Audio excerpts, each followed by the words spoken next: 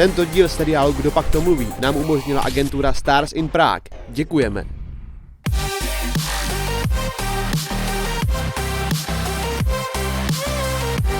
Hi. Welcome to Prague. Thank you. I'm Kay from KTM, that's a small talk show we do, and thanks to Stars in Prague, I'm so happy that we can see you here. We are all big fans of Star Trek. Well, thank you. Thank you so much.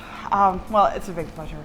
And so I wanted to ask, how are you? How do you like Prague so far? I love Prague. I think Prague is a beautiful city. The people are really nice. Your language is really difficult because there's not enough vowels. There's too many consonants, so it's really hard to talk in Czech. But I try to pick up something when I come, but I love it. I've had some of the best pizza in Prague, actually, which is kind of weird, but yeah, no. The Prague food, the Czech food is a little heavy. Very heavy. It's heavy, so being as, like most actresses, I'm always on a diet. Yeah, it's kind of hard to keep healthy in Prague. That's the only downside. All right, so to Star Trek, obviously, how was it filming Star Trek? Did you enjoy it? We laughed for 7 years. Literally laughed for 7 years. In fact, we had a director in the first season and he directed 2 shows and then he refused to come back because we were too rowdy and unruly. So we were told off. We were called into Tasha's quarters, so this was quite early. And Rick Berman, our producer, it was like being at school and being called to the principal's office. And he was like, this has never happened in Hollywood before, that a director would refuse to work with actors. And we were like, okay, sorry. But we went on and we were worse and worse and worse every year. So we had a reputation in Hollywood that we were the most fun show to be a guest star on. Oh, that's great. Well, Yeah. I've heard that Patrick Stewart was surprised how unserious the whole filming was. So. Yeah, when we started, he was a little bit up his own bum, as we say in England. I had heard from friends of mine who had acted with him at the Royal Shakespeare Company, and they were like, Marina, you can't be you. You have to be good, because he's very serious and it's all about the work and he takes it very seriously. And he was a bit like that when we started. But after about 3 months, 6 months, we pretty much destroyed that. And now 30 years later, he's pretty much the silliest one of all of us. As you can see from the tweets with Ian McKellen that he tweets, he's a very silly man, and that's because of us. Oh, that's great. Yeah. I really like this silly part of him, so Yeah. thank you. You're welcome. So, what, in your opinion, is the most underrated episode or series from Star Trek? Underrated? Yeah. Oh, Lord. Well, I don't know. I don't know if there's anything that's underrated. I mean, I think the first season is not great because I think we were all still trying to find our feet, and the writers were trying to find the characters. And I mean, real fans know that there were many episodes in the first season that I wasn't in because I was an empath, and so they went, well, okay, she's an empath. If she's on the bridge when this happens, we have no story. So they would write me out of the episode. I think once they realized that she could be she was also a psychologist, so she could have an office and she had another job, then it kind of exploded for me. So I think I was kind of underrated in the first season. And to be honest, I was at Jonathan's wedding. It was in the hiatus between the first season and the second season. And Gene Roddenberry was there, and at the wedding, he took me aside. He says, come here, I want to talk to you.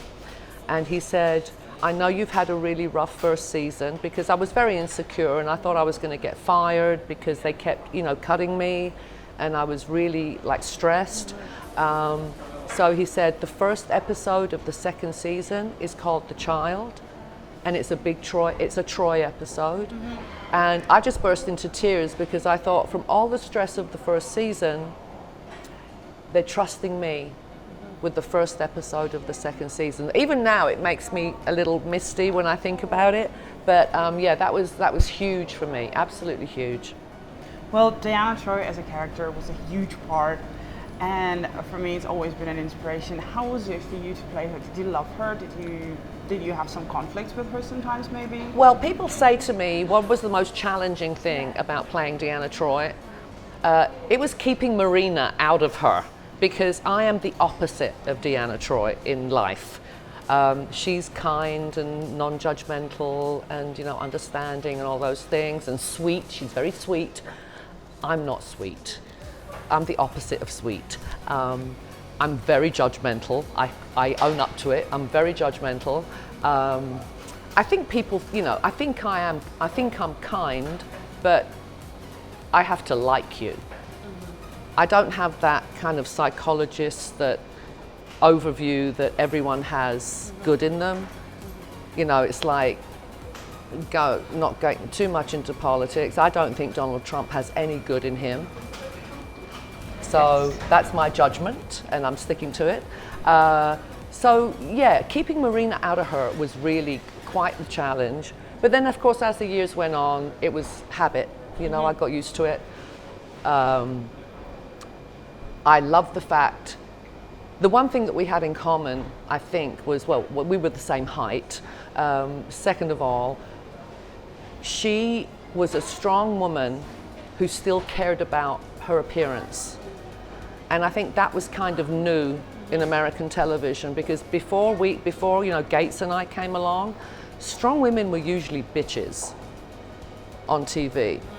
So we were able to portray that you can be a strong woman, you can be a professional woman, you can have respect, but you still care that you look good. You know, that, I mean, and that's me. I'm a very aggressive person, but I still care about my appearance, you know. Apparently you do. Yeah, it takes longer now than it used to. I must admit, it takes twice as long to look good as when I was 20, but you know, you do what you have to do. Okay. What is your favorite science fiction, except for Star Trek, if you even like science fiction? Well, I'm not a big fan of science fiction, I have to be honest, but I have to say, I loved the new Battlestar Galactica. Oh. I thought it was perfect. I thought it was more realistic, you know, a more realistic future than Star Trek. I mean, you know, everyone in their hearts, I think every Trekkie and Trekker in their hearts hopes that Gene Roddenberry's future is what will happen on this planet. With the way things are going, I kind of think it's not going to be the way it is. So for me, Battlestar was more realistic, and I didn't watch it when it was first on. I kind of TiVo'd it, and then I binge watched all 4 seasons, and I thought it was superb. Okay. Well, talking about the future, did it ever happen that you, during the production of Star Trek, say that invention cannot work, but then several years later it actually became, you know, a real thing?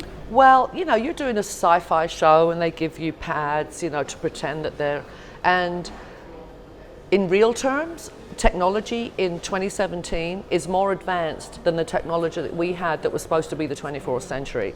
So it just blows my mind how far we've come in how short a time. My own personal belief is that because it's happened so fast, we're not equipped to deal with it. Our brains haven't kind of adjusted. I'm really worried that we're becoming people who are voyeurs. I mean, I love football, you know, real football. And when I watch the games on TV, I mean, the most exciting thing at a football match is when your team scores a goal and you go crazy and you jump up and down. And now I see people video, you know, on their phones, and they're recording it instead of experiencing it. I go to concerts, and instead of watching the concert, people are recording the concert. Well, if you're recording, you're one step removed. Yes. You're not experiencing the emotions, and I just worry that the kids today, we're kind of blocking them off from their feelings, you know, and I don't think that's a very good thing. I had the same experience. I thought, people, why are you looking through your phones? The quality from the phone isn't even that good. Especially as you can go to YouTube the next day and watch it on YouTube, yes. Right? So there's actually no need for you to record it on your phone. Absolutely agree with you on that.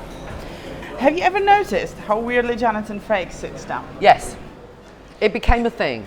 And you know, once it became a thing, he kind of enlarged upon it because it got a laugh. And it was also, I think, integral to his character. That was the kind of guy he was. By the way, Jonathan Frakes is a force of nature, I have to say. I was sitting in the makeup trailer before we ever started filming, doing the makeup and hair tests, and he walked in, and I swear to God, the atmosphere changed in the room. He is amazing. Obviously, I adore him. I mean, I adore all my cast, but I did feel that I had a special chemistry with him. Well, he is pretty tall, so I always thought it's because of that. Well, he is tall too, so he can get his leg over the chair. Yeah, Mind yeah. you, I'm short. I can get my leg over the chair because I'm very nimble. I'm very supple. I can still do the splits, as people at FedCon saw a couple of years ago. Wow. Yeah. So you still go to conventions? Oh, absolutely. Yeah. And do you like it? Like I do. Even though your fans are completely crazy? Well, that's the good part. Really? That they're crazy. Yeah. Listen. We have an opportunity which most actors don't have, which is to interact with our fans. I'll be honest, not everybody likes it. I love it. I love being able to like hang out with them, have a drink with them, dance with them. I actually feel it's quite a privilege that we're given this opportunity because it's a chance to say thank you. It's a chance to say thank you to these people because when I got Star Trek, I had nothing. You know, my credit cards were full. I had no money in the bank. I had to go back to England. I had a return ticket back to England, which if I didn't use, I was going to be stuck in America with no money. And so these people turned their TV sets on for 7 years and gave me everything I have in my life today. So how can I not say thank you for that? They changed my life.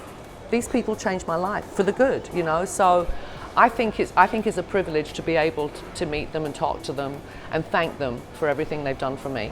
Well, as you thanked your fans, I thanked you for portraying Diana Troy. It was an honor to meet you today, and it was an honor to watch this TV show with you as one of the main roles. Thank you, Kay. Thank you so very much. much. Bye, everyone. Back from the dead.